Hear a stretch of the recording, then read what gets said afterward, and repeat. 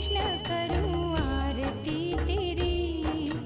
जय जय राम कृष्ण हरी, जय जय राम कृष्ण हरी।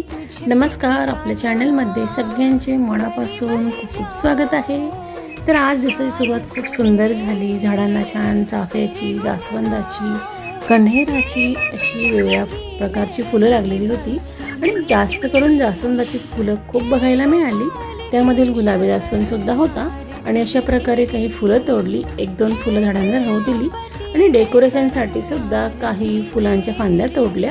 त्यामध्ये गुलाबाला सुद्धा खूप छान फुलं आलेली होती आणि बाकीची झाडं तर तुम्हाला माहितीच आहे।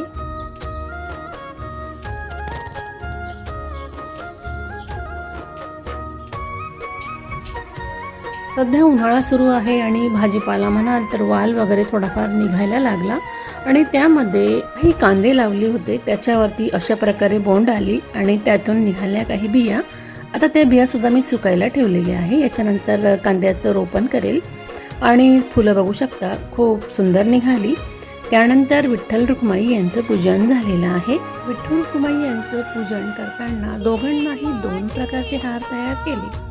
त्यामध्ये एक राणी कलरचा आणि एक गुलाबी कलरचा असे कण्हेराचे हार अर्पण करून झाले आणि काही तुळशीच्या ज्या काड्या होत्या सुकलेल्या त्या अर्पण केलेल्या आहेत, कारण तुळस काही नव्हती तोडलेली आणि आज आपण तुळस तोडू शकत नाही। मध्ये शुद्ध तुपाचा दिवा सुद्धा प्रज्वलित केला आणि त्यामध्ये सुद्धा तुळशीच्या काड्या अशा प्रकारे कापसाने बांधल्या आणि छान ज्योत तयार केली आणि ते मस्त आरती झाली आणि कलश जो आहे तो थोडा डेकोरेट केलेला आहे। तांब्या होता, त्या तांब्याला कलरिंग केलेलं होतं याच्या आधी।